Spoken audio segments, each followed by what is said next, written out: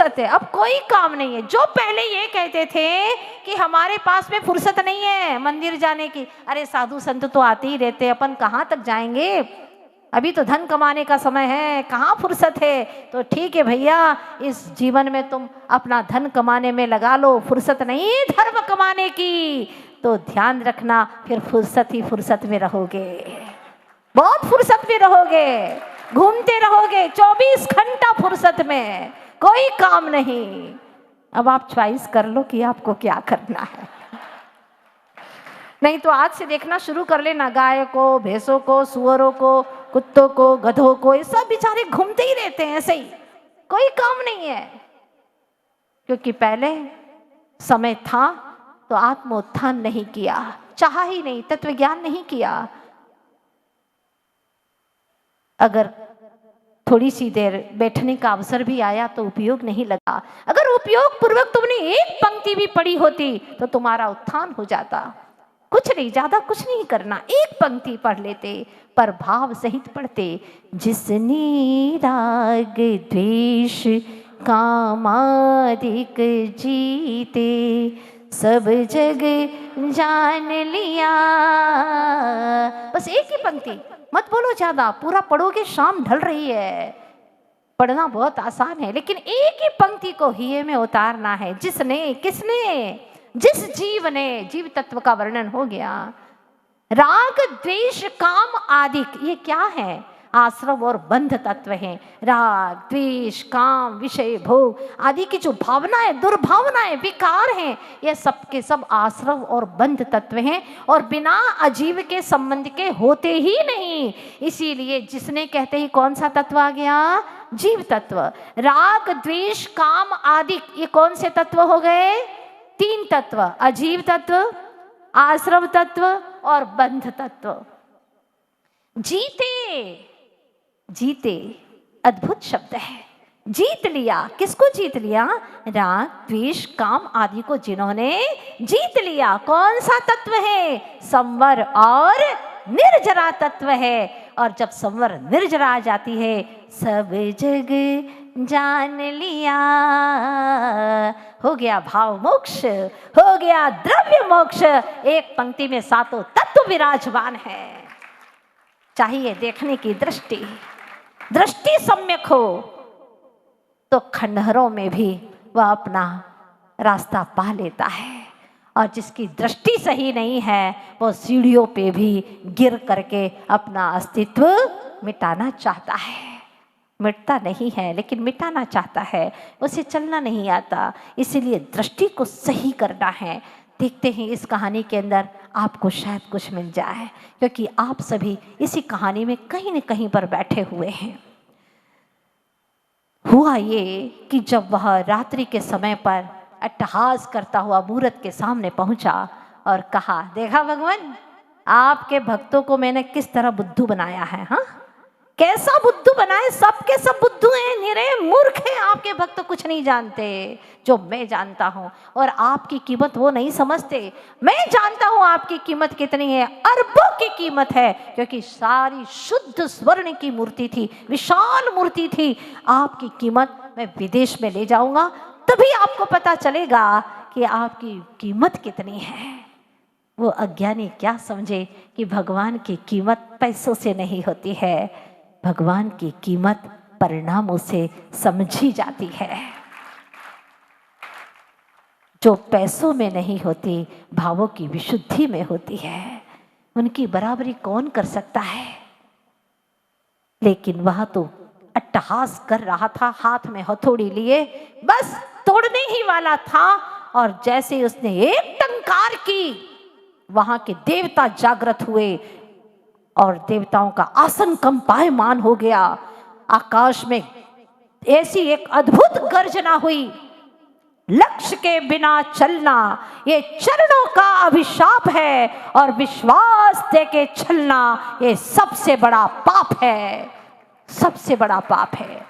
लक्ष्य के बिना चलना ये चरणों का अभिशाप है। कहाँ चल रहे हो, क्यों चल रहे हो, क्यों जी रहे हो, क्या लक्ष्य क्या है तुम्हारा, मकसद क्या है जिंदगी का, पता ही नहीं है। लक्ष्य के बिना चलना ये चरणों का अभिशाप है, और विश्वास दे के चलना ये सबसे बड़ा पाप है। तुमने विश्वास दिया है, एक वेश धारण किया है। अगर तुमने ये पाप किया, छल किया और मूरत की चोरी की, तो आज के बाद में यहाँ के सारे लोग धर्मात्माओं के प्रति विश्वास उठा देंगे, विश्वास करना बंद कर देंगे। और इससे बड़ा और कोई पाप नहीं हो सकता। हो सके तो सच्चे मन से धर्म करो, लेकिन धर्म के क्षेत्र कभी छल कपट मायाचारी मत करना। उसने सुना, इधर उधर देखा, कहां से आवाज आ रही है, कहां से आ रही है आवाज। कोई आवाज देने वाला समझ में नहीं आता, लेकिन आवाज बार बार आ रही है।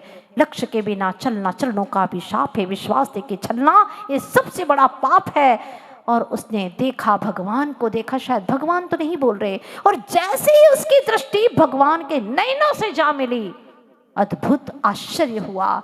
जैसे कोई चुंबक लोहे को आकर्षित कर देता है, ठीक उसी प्रकार से भगवान के वीतरागी नयनों ने ऐसा आकर्षित कर लिया कि वो थम गया, रुक गया। उसकी आंखें अपलक प्रभु को देखने लगी। दृष्ट्वा भवंत बनिमेष विलोकनीयम नान्यत्र तोषमुपयाति जनस्य चक्षुः। बस वो दशा में आ गया, हथौड़ी नीचे गिर गई, प्रभु को अपलक निहारने लगा। और उसने जो अपने मित्र आने वाले थे, आने ही वाले, समय हो रहा है और 12 बजे घड़ी की टकोर बज रही है। अब क्या करूं, कुछ समझ में नहीं आता, वो आ जाएंगे। अब उसका हृदय में परिवर्तन होने लगा, परिवर्तन होने लगा। मां के संस्कार जीवित होने लगे। जो माँ ने बचपन में संस्कार दिए थे वो एक एक करके जीवित होने लगे। जो कहानियां सुनाती थी माँ, वो जीवित होने लगी। महापुरुषों की वाणी उसे याद आने लगी। संत पुरुषों की जो सत्संग किया था वो याद आने लगा, और अपने ही आंखों से आंसू बहाने लगा, रोने लगा। सारे कपड़े भीग गए उसके, फूट फूट करके रोने लगा। अहो धिक्कार है, मैं कितना अनर्थ करने जा रहा हूँ, कितना अनर्थ करने जा रहा हूँ। जहाँ भगवान पापों से बचाते हैं, उन्हीं के माध्यम से मैं महान पाप करने जा रहा हूँ, तीव्र पाप करने जा रहा हूँ। धिक्कार है मुझे, धिक्कार है। तब वह कहता है, प्रभु मुझे सतपथ दिखाइए, मुझे सतराह दिखाइए। मेरे वजह से मैंने कितने लोगों को और चोरी करना सिखा दिया, पाप करना सिखा दिया है। उनको सतराह कैसे दिखाऊं? वो आने वाले हैं और मंदिर में चोरी करने के लिए आ रहे हैं। इतने में आकाश गर्जना होती है, रे वत्स तू बचपन में आता था, मुझे तो पहले से ही ज्ञात था। जल्दी से बताओ कहाँ कौन सी मूर्ति है और कैसे काम करके जाना है। उसने कहा, रुको रुको रुको, अब तो अपन ही यहाँ कोई है ही नहीं, कोई नहीं है। जिसको उठा के ले जाना है उसको एक बार देखो तो सही, जी भर करके देखो, नयन भर करके देखो, एक बार देखो। और वह प्रभु से प्रार्थना करता रहा, प्रभु जिस प्रकार से आपने मुझे सही राह दिखाई है, इन भटके हुए जीवों को भी सही राह दिखाओ प्रभु। आप अगर नहीं दिखाओगे तो हमें कौन सा राह दिखाएगा? तेरा ही शरण है प्रभु, चत्तारी शरणम पवज्जामि। माँ कहा करती थी, 4 ही शरण हैं संसार में, और कोई शरण है ही नहीं। चत्तारी शरणम पवज्जामि, बस 4 शरण को ही प्राप्त होता हूँ। हे अरहंत प्रभु, हे अनंत अनंत सिद्ध प्रभु, मेरे आज इस भावनाओं को सिद्ध कर दीजिए। वो भावना भा रहा था और मित्रों से कह रहा था, एक बार देखो प्रभु की मूर्त की ओर देखो। और जैसे ही सब लोगों ने देखा, चारों साथियों ने देखा, तो क्या हुआ? देखते ही देखते सबके सब जैसे चुंबक जैसे आकर्षित करता है लोहे को, वैसे ही आकर्षित हो गए। सबकी हथौड़ियां नीचे गिर गई, गिर गई। पता ही नहीं चला ये क्या परिवर्तन हो गया, कैसे परिवर्तन हो गया।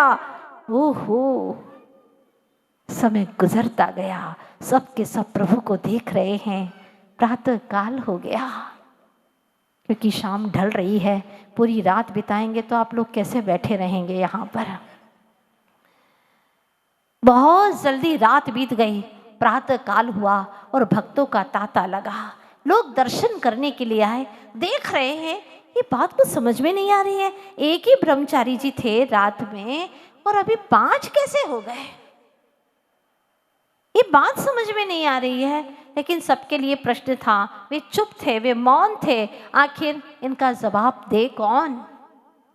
जब प्रातःकाल स्वाध्याय का समय हुआ तो पंडित जी ने कहा, ब्रह्मचारी जी, सारे नगर के लोगों की भावना है कि आप ही प्रवचन करेंगे, आज तो आप ही सुनाएंगे, कुछ अपने वैराग्य के बारे में ही बता दीजिए। तब उन्होंने कहा, जरूर करूँगा, मैं प्रवचन करूँगा, स्वाध्याय करूँगा, जो आप पीता वैराग्य है वही सुनाऊंगा।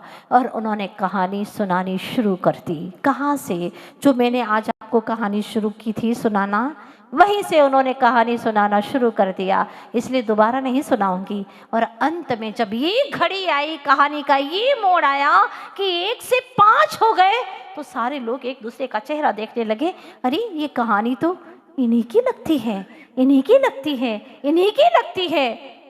तब वह माँ उस स्वाध्याय पे बैठी थी, उस सभा सदन में बैठी हुई थी। माँ ने बड़े गौर से देखा, और ये कहानी तो मेरे बेटे सत्य की कहानी है। बचपन में उसने मुझसे ऐसा ही किया था, मैंने उससे यही कहा था। और जब उसको गौर से देखा, माँ खड़ी होकर के दौड़ती हुई लास्ट में जो बैठी हुई थी आती है आगे और उसको चूम लेती है, बेटा बेटा तू सत्य, तू कहाँ था इतने दिन? मुझे मालूम था एक दिन तू जरूर आएगा, मुझे विश्वास था तो मेरे संस्कार कभी व्यर्थ नहीं जाएंगे। मुझे मालूम था प्रभु से की गई सच्चे हृदय से प्रार्थना कभी व्यर्थ नहीं जाती बेटा, और तू आज आ गया बेटा। तब वह कहता है, माँ आपका सत्य तो आज पहली बार लौटा है, पहली बार अपनी माँ से मिला है। बचपन से कभी सत्य नहीं मिला। वो लड़का था, खोटा था, भ्रमित था और वह गुमराह था, लेकिन आज पहली बार तुम्हारा सत्य तुम्हारे सम्मुख है।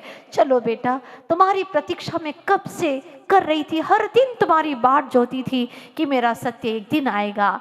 हाँ माँ, सत्य आया तो है, लेकिन अब यहाँ ठहरने वाला नहीं है।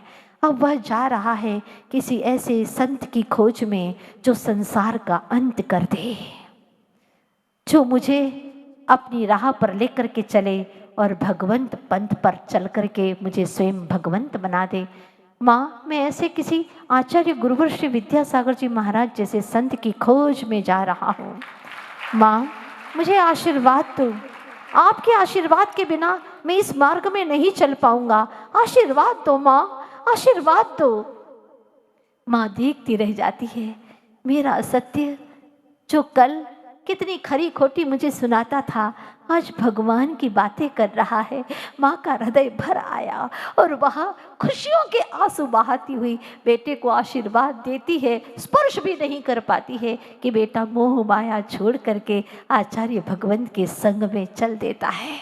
लक्ष्य है मात्र परिणामों की विशुद्धि, कर्मों की निर्जरा, बस यही मात्र सभी का लक्ष्य होगा। और पूरे आनंद के साथ में चलेंगे। और चलते हैं अब हम गुरुदेव के श्री चरणों में 2 मिनट के लिए।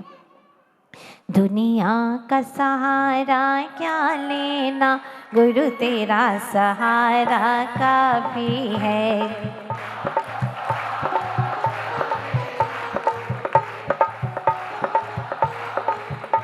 कुछ करने की क्या जरूरत है, चरणों में गुजारा काफी।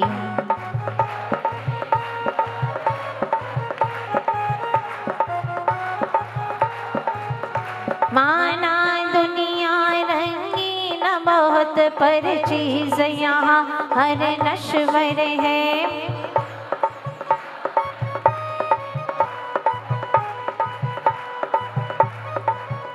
देखूं तो क्या क्या देखूं गुरु, तेरा एक नजारा काफी है।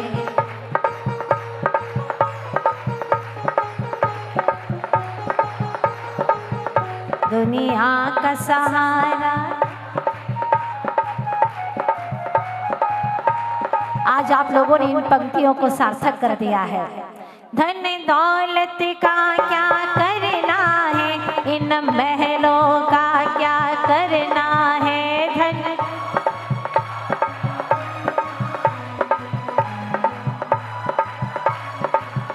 जीवन में जीवन में घोर अंधेरा है, गुरु ज्ञान उजाला काफी है।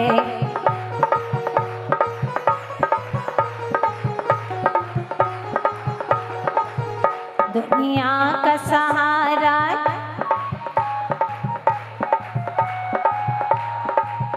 यह भव सागर अति गहरा है, हर ओर कर्म का पहरा है।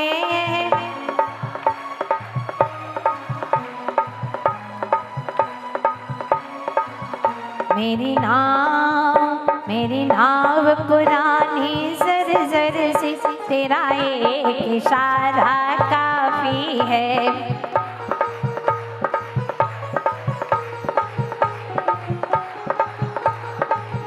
दुनिया का सहारा क्या लेना, गुरु तेरा सहारा काफी है।